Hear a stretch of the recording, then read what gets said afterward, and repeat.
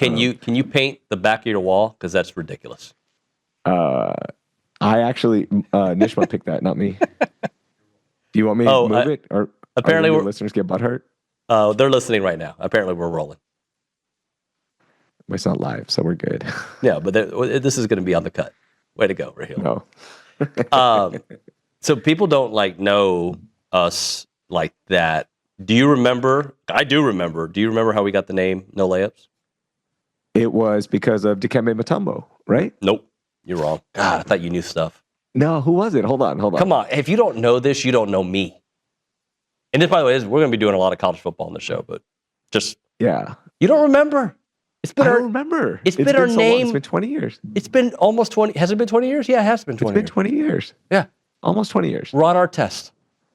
That's right. Ron Artest. Chance McClain, Heritage Films, our buddy, was our program director. He's the one who put us together. We didn't even know each other. I remember where I was going. I was leaving Waco, moving to Houston to go work at 1560. And Chance is like, I'm going to pair you up with this guy. He's like a kid. I think you were literally 21 at the time, maybe 22. He's going to be your partner. You guys are going to be best friends. And I was driving from Waco, moving to Houston after my job there. And we talked on the phone. We had a lot in common. Anyway, fast forward a year, 6 months, a year and a half, whatever it was. Ron Artest started getting famous for no layups, saying no layups, because when you went in the lane and you tried to drive, he would foul you, right? And one day we're sitting in Chance's office, and he was like, well, we got to give your show a name, because we had an original name. Do you remember the original name? I don't. It was I don't remember any of this. God, you're I'm so getting bad. old, dude. Douchey. I'm getting old. It was a very douchey name. It was The Scene. S-C-E. But I thought that was a radio show name. It was. But that was our original name together. And then it became No Layups because you have a real bad attitude. I'm a peacemaker, but you have a real bad attitude. That's flip-flopped. That's so flip-flopped. Your listeners know this too, and your viewers know this. They do. You have the no layups mentality. And we actually played in a basketball tournament together, the Rockets Media tournament, and we dominated that. But you and John Harris, who is now the sidelines reporter for the Houston Texans on their radio broadcast and creates so much great content for them for the Texans, y'all two were the enforcers, and I was the young guy just getting buckets. You were the Kobe. Yeah, but it wasn't Kobe, because Kobe had that killer streak too. I was just like, let me get my buckets and get out of the way. I'm good. Well, Johnny and I have talked about that on the air. My almost fight with Calvin Murphy and John's fight with Robert Sugar Shane Hensley.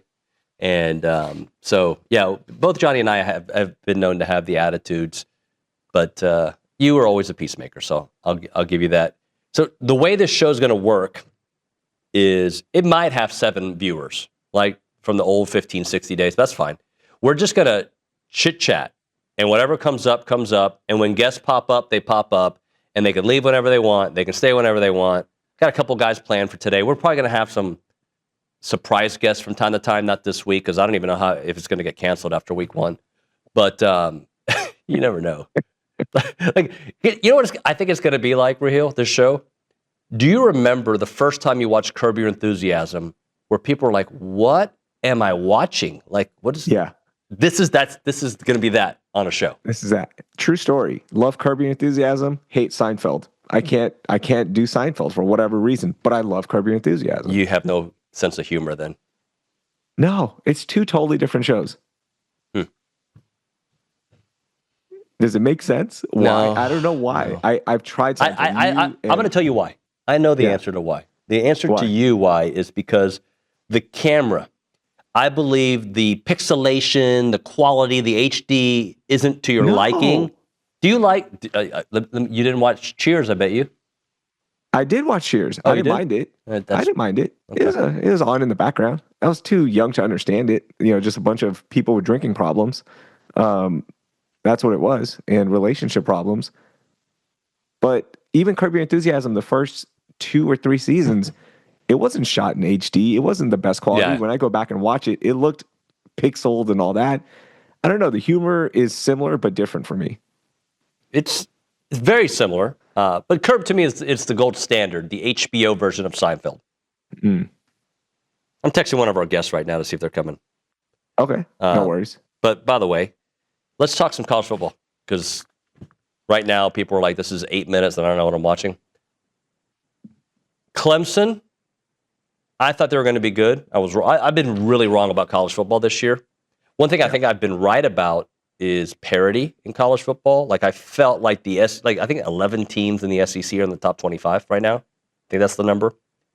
And I've been saying for a while, I think we might get 2 9-3 teams playing for the SEC championship game. Doesn't mean there'll be 3 losses in the SEC, but I think you're going to have 2 9-3 teams, because I don't know if anybody is that impressive. They're not, and it's a good thing, by the way. I think it's the best thing to happen to college football is parity. That's why the NFL is so beloved, because you never know who's going to be the best team or who's going to be a team that comes out of nowhere, and it gives your fan base some sort of hope, right? And college football was missing that because it was so much about the haves and the have-nots, and now it's everyone has a little bit of something, right? If a 5-star commits to an SEC school next year, that 5-star could be somewhere else. He could be in the Big 12. He could be in one of the many made-up conferences that exist. I don't know all the conferences, I'll be honest with you, but that's why it's fun. That's why I think there's a new found excitement and resurgence of college football. And Clemson this past weekend was the perfect example. We thought Clemson was going to be a great team. They're going to be fantastic, and they might be, but I don't think they're going to be a great team anymore. No one fears Clemson. No one fears Clemson anymore, right? And no one fears a lot of teams because you might have enough talent to make the game interesting. You might not be able to win it, but it's not scary to see big names anymore. Who do we fear in college football, though, right? Like, Ohio State gives you I didn't have fear entering that first game of the season. They might be what Georgia doesn't give me fear right now. Texas does not give me fear. No. Who else? Like, nobody is like, I look at Notre Dame, who A&M is going to play this weekend. They lost their first game. Miami does not give me fear. They got Mario Cristobal making calls there. Like, they're going to be fine. Like, the ACC is down. Florida State, I mean, they went 2-10 last year. They put a whooping on Alabama this year. They scored 73 points, whatever it was this past weekend. They might be pretty good in the ACC, but what is the ACC? You're right. There is no standout, and that's a good thing again. Unless you think, I mean, I know we're used to thinking that, having just 3 really good teams is the best thing for college football, and you have to have undefeated seasons. I like the fact that we don't know who is the best team, and we won't know until the playoffs, and who gets hot at the right time, who puts together the perfect 4-week stretch, which takes away from the old college football, but it's more fun. It's more engaging to me. So, like, Ohio State doesn't win the national championship before last year. That team who struggled the last game of the regular season and then earlier on does not make, they don't even get an opportunity. And that's where I'm a little bit like, I like to have 1 or 2 teams that seem like a juggernaut. I'm fine with parity as long as my team is dominating in the parity zone, right? Like, but I look at Texas's schedule, I look at A&M's schedule, I look at Oklahoma's schedule, I look at all these teams' schedule, and I'm like, all these teams can and should lose multiple games. In your fan base, not to make it an A&M versus Texas thing, because that's what the show's not going to be about, but I think you all got a false sense of the SEC last year because of the schedule that Texas was given. And then, by the way, A&M had an easier-ish schedule because all their hard games were at Kyle Field, and A&M couldn't take advantage of it. But, I hear a lot of, well, you told us the SEC was going to be this. Yeah, look, the SEC last year, I think, was a down year overall in general. And the games that Texas got on their schedule last year were down SEC teams. This year's schedule seems to be a significantly bigger test because Oklahoma seems to be legit. Vanderbilt seems to be legit. Florida does not.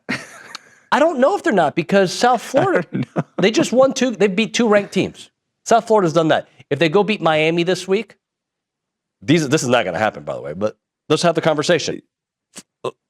South Florida beats Miami, and then we have, what's the other game I'm thinking of? South Florida beats Miami. What's the other one? Oh, Florida beats LSU this weekend in Baton Rouge. If that happens, now we're really, like, we're having this show next week if we make it to week 2.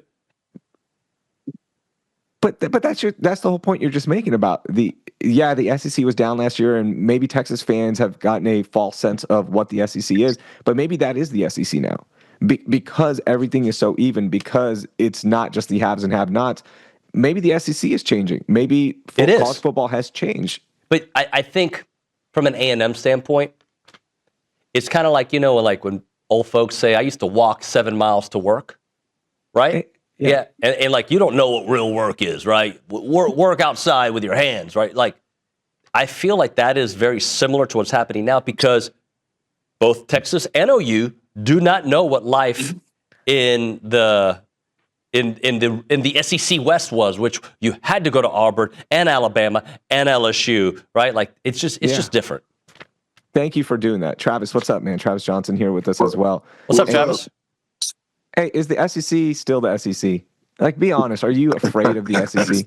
Nobody's afraid of the SEC. I mean, the SEC is always going to have dogs. It's going to be the have and have-nots. I mean, at the same time, even though Vanderbilt's actually looking, I say the have-nots, Vanderbilt's actually looking pretty good right now.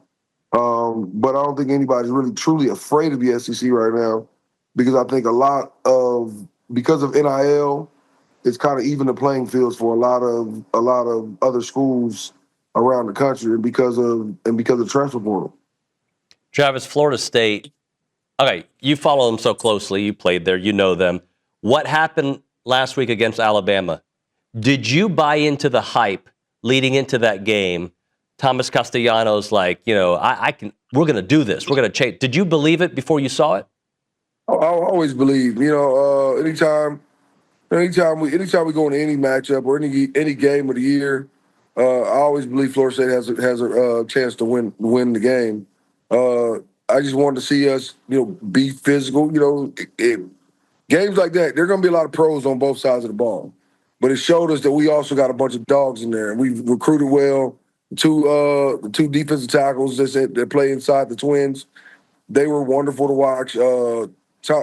Tommy Castellano, he was wonderful. Like, it just was. We had guys, and Earl Little Jr. set the tone early and often, and for us to even continue to play old school football, you know what I mean? It was Coach Bowden who say play to the echo of the whistle, and those guys played to the echo of the whistle. Okay, with that being said, though, and the excitement, and you're like, this is it. Do you believe this is a team that is going to be in the playoffs, or is it just like a week by week thing now? No, I think they should be a playoff team, but I mean, once again, we should have been a playoff team 2 years ago, and they didn't do it. Mm-hmm. Who got in over them? The powers that be didn't put us in there because they know we would smoke everybody that we played against. Travis, who got in over them? Do you remember? Georgia. It wasn't Alabama. Alabama got in. Texas was that was another one. They're like, really? Texas got in? Exactly. Texas. I think UW maybe. Yep. I can't remember. And was it TCU? TCU was the year prior to that. Yeah, TCU was prior. But it doesn't matter. They knew everybody. The only team I think that we would have been in a fight with was the team we ended up playing in a bowl game that year was Georgia.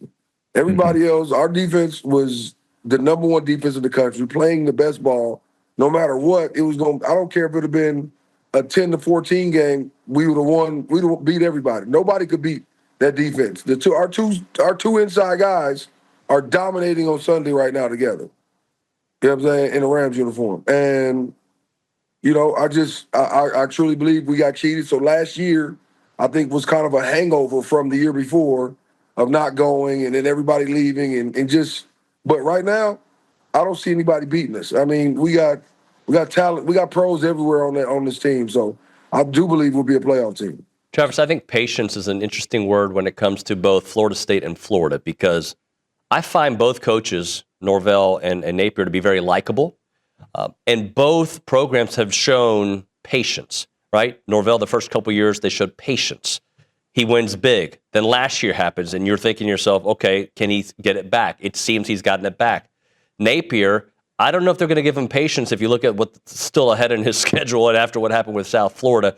But, was there something about Norvell that we don't maybe see that, you guys see? This is why they gave him the grace and the patience. No, I mean, one, we give grace and patience because we for all intents and purposes, we are like the Pittsburgh Steelers of college football. We had one coach that was there forever, and we had Jimbo. Who would have been there forever if they would have given him the tools to necessarily succeed at the time. Then we hired a wrong hire, and then we got another guy who we know can be there and buy into the program. And of course, you need patience. The fact that we were so good so fast, excuse me, scared a lot of people. You know what I'm saying? I think it scared a lot of people that we got good fast with Norvell because we know how the previous couple years were. So I don't really think it's pay. I think it's just the way we go about business in Tallahassee. Hey, Raheel. And as far as I'm concerned, in Florida, they can fire everybody every year, and I'll be happy. Travis, let me ask you about Jimbo, because I liked Jimbo. I see your smile, by the way. I liked Jimbo a lot. I think it should have worked at A&M. It didn't work at A&M. In your opinion, why did it not work at A&M? Well, I think because, once again, you got too much chefs in the kitchen. You know what I mean? A&M is one of those schools, just like Texas, that they let their border regions or whatever you want to call them always put they feel like we're paying for this, we're going to make decisions. Yeah, boosters. And the boosters, you know what I'm saying? You like, dude, what are we talking about right now? Like it's absolutely ridiculous because if you think about it, and you go back to Jimbo's third year, if the Aggies get into the playoffs that year, they win the national championship. They were the best team in football that year. You know what I'm saying? So now, how do you treat his time differently if he would have won? If he gets into the playoffs, wins that national championship, would it have mattered? And not just that, just like you see the Aggies struggling right now. Why? Because you got quarterback issues. When the quarterbacks get hurt, you can't do anything about it. You know what I mean? It wasn't like they didn't have talent. Yeah, they lost some games that they probably shouldn't have lost. But a lot of it comes down to quarterback play. No matter what level you on, and from middle school to high school to college to the pros, you are going to live and die by how your quarterback plays. And if your quarterbacks don't play well, they're kids. They're not pros. They're kids. Yeah. You know what I mean? So at the end of the day, he was going to eventually get something right. And I'm going to tell you, they better hope he don't get the job that we think might come open. Because if he does, he's going to win wherever he goes. Jimbo's a winner. Jimbo's a winner. He's a great recruiter. And I know what he is. And I wish it would have worked out for him down in Aggie land. But it didn't. You know what I mean? And that's going to be the Ag. We're going to see in a couple years whether or not Coach Elko, which I like Elko. I like him a lot, actually. You know what I mean? How he can win down there and how they'll treat him. You know what I mean? And I also think it didn't work out for Jimbo because he wasn't going to kiss the rings of all of these. The High School Coach Association in Houston, in Texas is they're like the mob. It's like going to see the Teamsters. You know what I'm saying? Like, you got to go kiss the ring every few days. You got to go recruit certain guys. You got to take guys that you might not want because it's a guy you might want years later because they want their guys all over the team. Well, it don't work that way. Now we got a recruiter like him. Yeah. I'm going to recruit the best players around the country, no matter where they from. You know what I'm saying? And when you're dealing with Texas, you dealing with Texas A&M, what do they want? They want their team full of Texas guys. You know what I'm saying? And it don't have to be that way. You know what I mean? So yeah, I want to ask y'all about something because we mentioned when do you get rid of a guy? Right? It's so hard to get rid of a guy that's been synonymous with your program. And Mike Gundy suffered another devastating loss. They need to take Mike Gundy out back like old Yeller. Yeah, but can they? They're Oklahoma State. Yeah, they can. They're Oklahoma State. That is your program. Mike Gundy's your program, unfortunately. No, he's not. It's such a hard decision. No, it's time to go. Yep. Did you they got a mud hole stomped in them and didn't have nothing the Big 12. For one, never has been a big defensive, a big defensive conference. But normally, Mike Gundy's offenses used to put up pretty big numbers on offense. And the way they got whooped this weekend, you sitting there well, we got to figure something else out. But here's the thing: in the Big 12, they might win the Big 12. Who knows? The Big 12 is such a crapshoot. Yeah, but you win the Big 12 and you got 6 losses. It's like the NFC. It's like the NFC North back in the day. Yeah, you know what I'm saying? 8-8 and win the NFC North. end of the day, it's still not good enough. You know what I mean? Like, I think it's that time. Man, it's time to move on. Hey, Trav, before I let you go, man, that whole thing, time to move on. I wanted it to work for Dabo. I don't know. There's something about. I know a lot of people don't like Dabo, but there's something about Dabo I like. I like that he was a little bit resistant to using the portal, and he kind of wised up and did a little bit of it. I thought he brought in a veteran team. They should be really good. They've lost, 4 or 5 straight to the SEC. They get, I think, embarrassed in the second half against LSU. Kate Klubnik does not look like a Heisman contender at all. No. Can Dabo get his fastball again? Well, I think it's hard. It's hard to say, especially in the ACC when we're winning, it's going to be hard for Clemson. When Miami's winning, it's going to be hard for Clemson. You know what I mean? And Clemson's has been a program since Dabo's taken over. Yeah, they've won a couple titles. They've done he's done his job. I think they'll let him go out when he wants to go out. He has to probably lose for the next 5 years for them to get rid of. I don't see them getting rid of it. I don't think Clemson, no matter what they say right now, with Florida State and Clemson and Miami being stuck in the ACC, I'm pretty sure money-wise they don't have enough money. Like, we probably don't have enough money to just fire coaches to be firing coaches, especially when they get paid what they get paid. Yeah, that's a good point. Chad, man, on a broke conference. You're the best. I think we've done hours and hours of television together throughout the years. I appreciate you coming on and joining us here on No Layups. No question, man. It's great to see y'all, man. Hey, what is it? Fight Texans? How y'all say it? Hey, man. Over there. Farmers fight? Yeah, exactly. And with the little. Thank you, brother. Talk to you soon. Thank you. Y'all take care. Later. Travis Johnson played at the Texans, Chargers. Just good old guy, man. I love talking to Trav. We met him at 1560. This was, almost 20 years ago. But it's kind of crazy, like, thinking about it now. That Mike Gundy rant, remember, I'm 40. I'm a man. And I fast forward, I'm literally 40 now. And that was 20 years ago. Bro, why do you got to say that? Why do you got to say? I'm just saying, it's like the reflection of Mike Gundy. And I'm 40 and he's 60 now. So, hey, you're going to like this. So Cousin Shane and I have a unique relationship. What's going on? Shane, what's up, man? Nothing, man. How are you doing? Hey, so I don't know if you know, this is kind of a new show we're doing. So Raheel and I, we've done TV and radio together for 20 years when I was in Houston, right? We've done this show, No Layups, in different forms, from a AM radio station that nobody could listen to a national syndicated show, to ABC News in Houston. We've always done it. So every once in a while, we kind of bring it back, and we're like besties, right? Yeah. But you and I got a unique relationship, too. Like, we're kind of each other's therapists. Tell Raheel about our relationship. That's right. We're like gym buddies, I mean, every day, the SEC Media Days, we do a quick jog in the morning. Then we come in, pump some iron to get the day started. A lot of egg whites that week. But I'm excited. I'm down 81 pounds since our last visit. So things are actually looking up. I know I look red here. I don't know why the camera's – it's not my blood pressure, I swear. But, yeah, it's been an awesome venture. And it's good seeing you again. Hey, great seeing you. Hold on. 81 pounds in a year, not 81 pounds since SEC Media Days, right? No, yeah, correct. 81 since January 1st. Okay. Man, I was going to say, 81 since SEC Media Day would have been Ozempic, bro. Yeah, people thought I was cheating. With that. Yeah, I didn't go full Michigan. No. No, I'm doing it the El Natural, just trying to eat. Actually, I just stopped eating. Nuño was telling me to eat this turkey bacon and egg whites. I'm like, I don't know if I could do that. Let's just cut out some of the meals. So I just focus on one meal a day and a lot of water, a lot of golf. Switched to light beer now, so things are going pretty good over here. Hey, Raheel, this will not surprise you, because I'm such an idiot. I literally went up to Shane. I was like, hey, man, why don't we start parking a little further away at the grocery store? Like, I legit went up and told him that.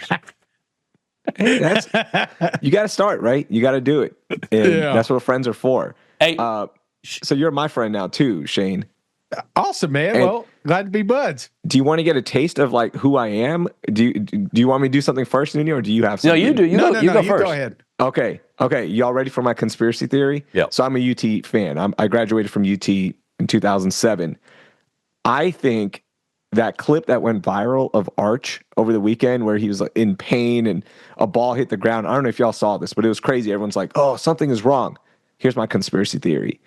I think somebody on the coaching staff told that person to make sure you grab a clip and share that so we can start the narrative right now that Arch is hurt and really like temper expectations. Conspiracy theory or actual pain? What do y'all think? Well, for starters, you said UT, so you had me confused there for a second. I thought you meant the real UT, but no, the real one, the better orange. I know what you are, Cousin Shane. And then I saw, I would say that was almost, I don't know. That's a good conspiracy theory. I've not thought of that. This would be good to kind of hang the excuses on, but I don't know. It happened right when he did the throw. So that's kind of why I'm thinking it truly is an injury here. So, which would make sense. You know, them Mannings are so damn tough. They just go try to push right through it. But I think maybe a little time off wouldn't be a bad idea down there. Well, Shane, look, I find Arch to be a very likable person. As an Aggie, it's hard for me to admit that out loud, but he's a very likable kid. But yeah, the conversation around him has just been stupid. Like from the very beginning. Yeah. No first-year starter, and by the way, I'm impressed with what Julian Sain did in his first start too, but no first-year starter should have this kind of like, this is what now Bryce Young ended up living up to it his first year, but they didn't win a national championship. But it is very hard to live up to expectations when you get LeBron-level expectations. Yeah, the bar was set way too high. I felt like there was a couple, hell, you could say that about John Mateer, but at least he's backing the hype. You know, he's coming out here and knocking off ranked opponents and looking serviceable at this moment. So I feel like it is tough to do, but no one in the country had more pressure than Arch Manning when he came in week one. We were expecting him to win Heisman's immediately, to win national championships immediately, be a first round draft pick next year, you know. So that's kind of what we expected. And I mean, when you set up those types of standards and Sark he kind of whispered those sentiments like all offseason, like, hey, we don't know what's going to happen when he gets thrown out there. We're going to find out. So I feel like that's kind of the thing. We haven't given this kid an opportunity to grow yet. Yeah, but you're supposed to hype that up, by the way. I'm a Texas fan, and you're supposed to, like, if you're Paul Feinbaum, guess what? Guess what's going to get you headlines? Guess what's going to get you stories and hype around the season is a Manning. That's a big name. It's not like just some random kid. And then all the Heisman favorite stuff, that's the casinos, and that's online gambling. Guess what? They're supposed to set lines that is going to bring in a ton of money, and then it's going to go against the bettor, right? Like the odds of Arch winning a Heisman, I know it was out, like he's the odds-on favorite, but that's what Vegas wants because it probably won't happen. Well, what if it does, though? You know, I mean, he's still if Arch comes out here, let's say even if he takes 2 weeks off, I swear he comes out here and starts. If he beats Georgia, then all of a sudden that narrative shifts. That's your Heisman moment. I feel like right now with these voters, which don't get me started on Heisman. You'll talk about conspiracy. I think that's one of the dumbest things that we do right now is letting some of these folks vote for. I mean, these votes are coming in before conference games, before the playoffs. I mean, it shouldn't happen. How do you know who the true Heisman is? So don't get that's a whole different animal, but he still has a legitimate shot to surprise those voters and pick up those voters, I think, if he gets a couple signature wins. So I'm not saying it's far-fetched. It's just his name carries that weight right now. A little too much orange right now, so I'm going to focus on the real Heisman contenders, Casey Concepcion and Marcel Reed. Buddy. And buddy, ooh, you and your partner, and I love Mike. You know, Mike and I we got a good history.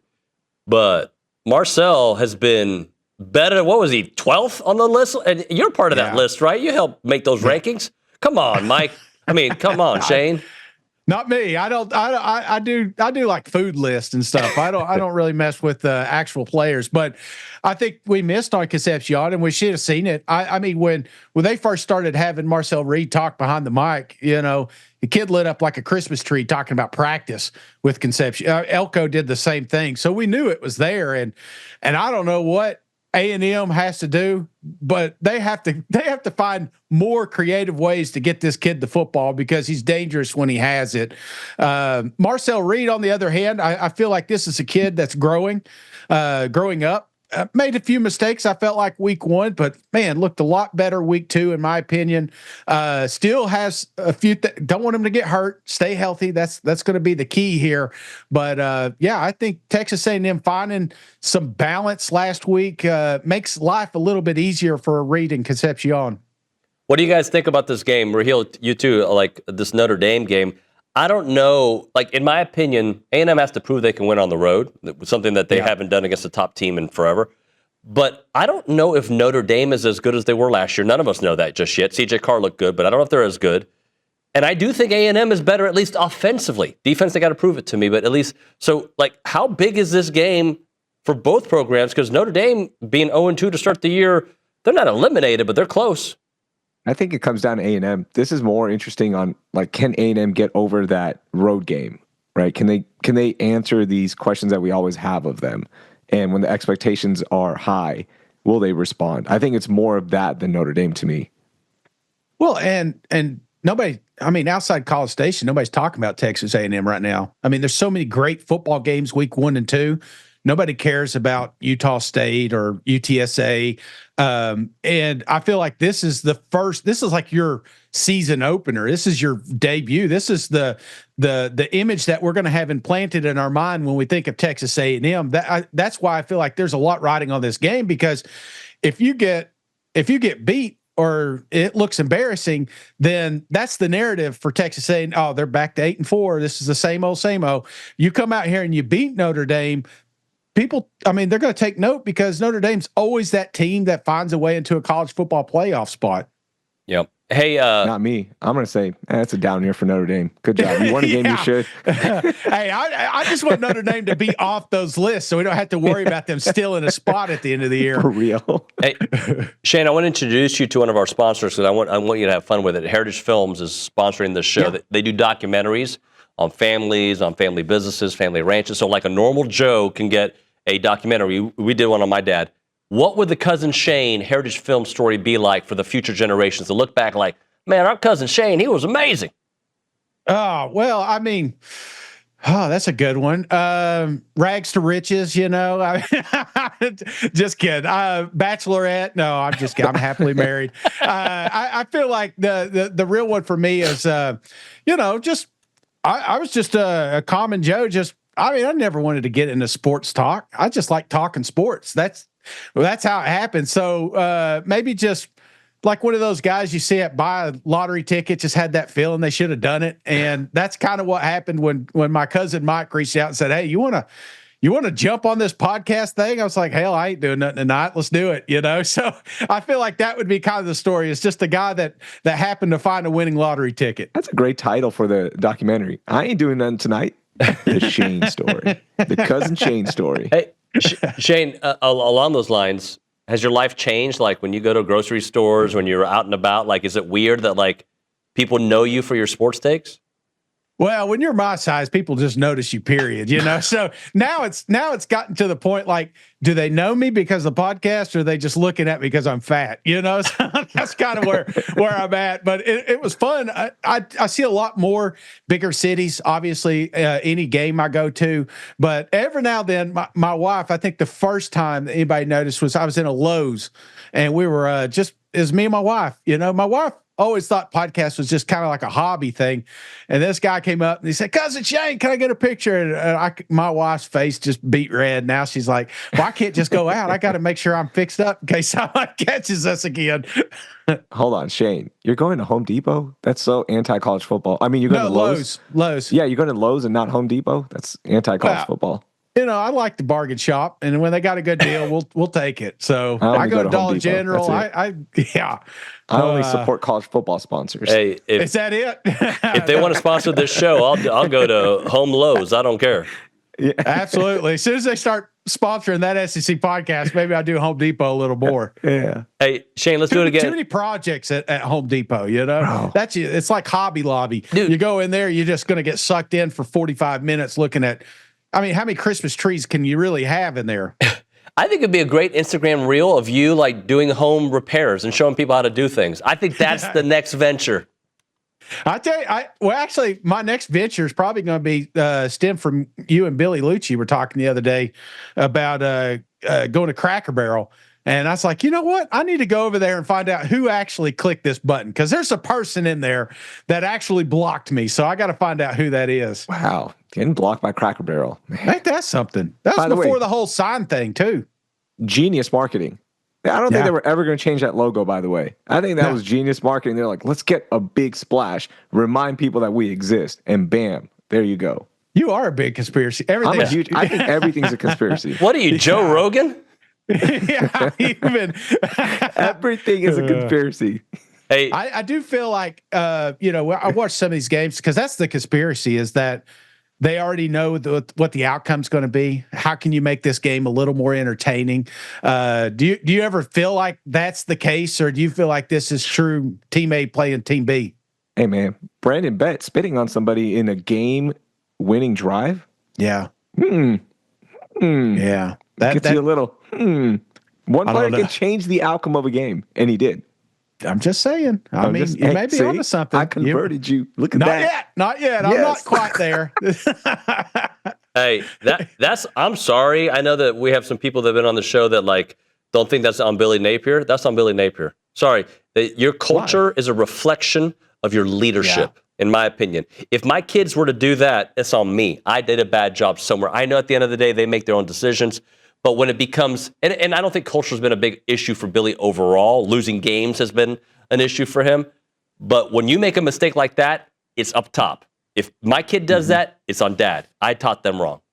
Yeah, I think there's a fine line between being a player's coach and like a Nick Saban type coach, and there's a lot of, I feel like, more players coach these days, but you still have to have discipline. And when I see stupid clock management, when I see special teams issues year 4, that shows me that discipline's starting from the top and it's working its way down. So it wasn't a huge surprise to me that there was a personal foul on that game-winning drive. What surprised me is that we're year 4 still having those same mistakes. So true. But I think they really just need another year, don't you think? I feel like this is a 5-year project, so they should probably keep Billy down there for at least one more season. I hope so, because I don't want Lane Kiffin at Florida. I'm just going to tell you, I don't want him there. Just one last thing on that. How do you do that after what happened with Jalen Carter of the Eagles? Like if this just happened in its own, we're like, this is stupid, that was dumb. Like, come on, you can't do that. All the reflection, but to see that and now do it, you're like, oh, come on. But these kids, it's like that now. This next generation, I don't want to be papal, but I've got a 16-year-old that she'll follow some TikTok trend and make these weird noises, like whatever's trending that week. And then all of a sudden, I was like, you got to stop doing that, or you're going to be in an interview and accidentally do that. So I feel like a Jalen Carter, because it's blast all over the internet and social media, maybe it's on his mind and he's thinking it, and that's why it happened. There's a conspiracy. Nice. Hey, Shane, let's do it again, okay? Yeah, absolutely. Anytime. Thank you, nice brother. Meet you, brother. All right, nice meeting you, bro. See you. That's Shane. He's the best. I love that guy. Raheel, we've survived our first no layups. 30-something minutes into it. We're going to say to make it short. Final question for you. Okay. Have you watched K-pop Demon Hunters yet on Netflix? Nah, bro. I don't watch that kind of. No. Have you? I've seen clips. My girls have been watching it. Okay, that makes sense. When you're a father, Have you watched the WWE Netflix documentary? Yeah, was it 5 parts, 6 parts? I watched it when it came out. Dude, the real one, right? Yeah, that was I don't watch wrestling. Really good. I went with you to WrestleMania one year. I forget what year that was. We actually went to 2009. With Hoffy. Thoughts and prayers. That's my guy. I miss him. But we went with Sean Pendergast and Hoffy to watch the awards, right? I don't think I actually went to the fight. I think I went to the award show. I don't really watch wrestling. I watch the UFC as you do. But that documentary is done really well. Like, I really liked it. And I have not finished the Cowboys one yet. Have you finished Cowboys? I'm not even going to watch it. It's so interesting to me. It's really good. It's really good. Okay. It's like I'll watch it when I get time. I'm just not that interested in the NFL storylines. I just don't care. It's not The Last Dance good, but it's pretty close. Like, it feels that kind of storytelling. Okay. I'll watch it then. Happy Gilmore too? Yes or no? Loved it. Love is a bit strong. Loved it. Good fun movie. It's a summer movie. Enjoy it. We don't have to break down everything. Not everything has to be award winning. It was fun. Can we just have fun, people? It was fun. Can we just have fun? Bad Bunny was great. Yeah. Can we just have fun? Why can't we have fun? This is my big thing about Happy Gilmore too. Did you expect it to be uncut gems, like this moving performance by Adam Sandler, or did you expect fun? I expected fun. I got fun. I left. I never thought about it again. Yeah. Well. It was fun. That's exactly my. But see, my feeling heading into it was I'm going to hate it because people told me I was going to hate it, and it exceeded my expectations. It wasn't great. It was good. It was like the new Beverly Hills Cop was significantly better than I expected. I haven't watched it. Okay, buddy, you're missing out. F1, have you seen it? On my list. Excellent. I will watch it. Excellent. I'm excited for that one. I've heard great things about it. I went into that with the same feeling I had with Maverick, Top Gun. Like, people say it's good, but did they know what's good? It was really good. Yeah. You got to watch it loud, right? That's what I've heard. You got to watch it like with the speakers on. I don't think you have to. Enjoy it. I think normal volume is just fine. No, I want loud. I got to put my AirPod Maxes on. I want the Dolby surround sound in my head. I want to go a little deaf afterwards. That's how loud I want it. I don't like it that loud. I love it. Like a good blockbuster movie, loud in your ears. Oh, it doesn't get better. Did you watch the superhero movies? Which ones? There's two that came out. Thunderbolts, whatever. It was fine. The characters are cool. Fantastic Four, I like the characters. It was all right. It was fine. Not yet. I'm going to wait for it to come out on home box office. There's a website for that. I know. and what about Superman? I watched it before anybody else. I had the preview. Remember? Oh, I got invited. You invited me to go with you. That's right. Where was I? I was out of town, right? Yeah, you were out of town. It's a good story. Fun, nice. Good restart to the DC universe. And it was like nice to see a dorky Superman. He's dorky. Yeah. He's about, I love people. It's all about the good and humanity. We need that. It's all right. Henry Not Cavill. everyone has to be like this killer suit. Like, man, this guy's a badass, but he's conflicted and he's dealing with this. What if he's just a guy who cares? Nobody cares, though. That's why. Nobody really cares. We're all conflicted. It didn't do that great in the box office, did it? Yeah, I don't know what the numbers were. I don't know. I've lost interest because we have a Coach Elko press conference to go to. All right. Later.